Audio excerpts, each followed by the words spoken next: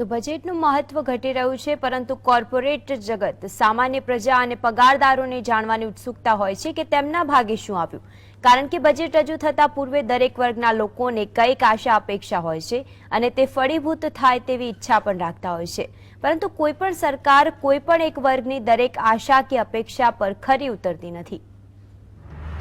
બજેટમાં કર વધારવાની કે ઘટાડવાની કોઈ પણ દરખાસ્ત હોય, અંતે તો સામાન્ય વર્ગના ખિસ્સા પર બોજો વધે છે। વ્યક્તિગત કરવેરા સિવાયની કોઈ પણ બાબત ઉપભોક્તાને જ અસર કરે છે, ત્યારે લગભગ તમામ કરનું ભારણ ઝીલ્યા બાદ વ્યક્તિગત વેરામાં વધુ કરબોજો આવતા આમ આદમીમાં નારાજગી જોવા મળે છે।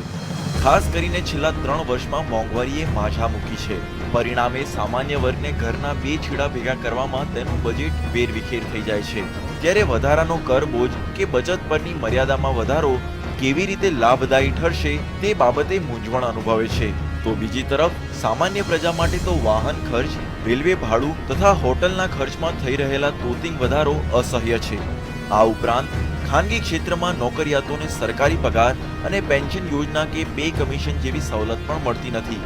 પરિણામે તે પોતાના ભાવિ તરફ નજર કરી ચિંતા સેવે છે। ત્યારે આ વર્ગને તેની કરમુક્ત આવક મર્યાદામાં વધારો, બચત યોજનાઓ પર વ્યાજ દર વધારો તથા તેના રોકાણની કરમુક્ત મર્યાદામાં વધારો તેમજ જીવન વીમા અને સ્વાસ્થ્ય વીમા માટેના રોકાણને સંપૂર્ણ કરમુક્તિ જેવી ભલામણો આ બજેટમાં જાહેર થાય તેવી આશા સેવી રહ્યા છે।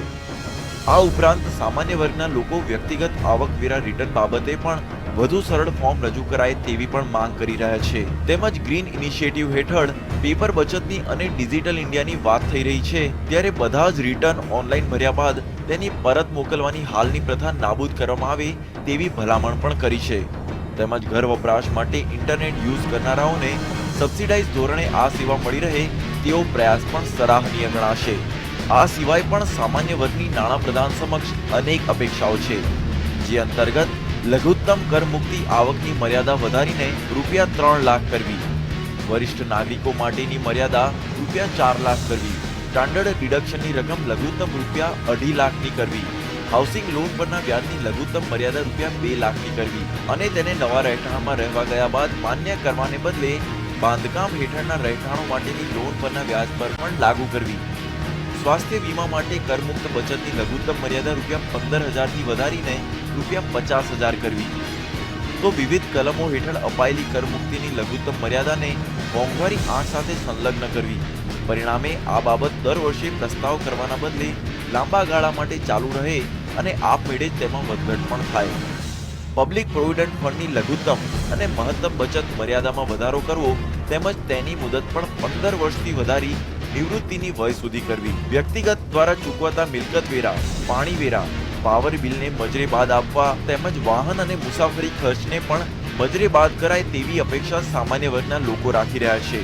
ઉચ્ચ શિક્ષણ માટે સરકાર તરફથી સબસિડી અપાય અથવા તેના માટે લોનના વ્યાજ દર 6 થી 8% સુધી લેવાય તેવી પણ માંગ ઉઠી છે। આજના મોંઘવારીના સમયમાં સામાન્ય વર્ગ બજેટથી ઘણી અપેક્ષા સેવી રહ્યો છે, ત્યારે આ અપેક્ષાઓમાંથી કેટલી અપેક્ષા ફળીભૂત થાય છે તે સોમવારે જેટલીની પોટલી ખુલ્યા બાદ જ માલુમ પડશે। Bureau report, GSTV।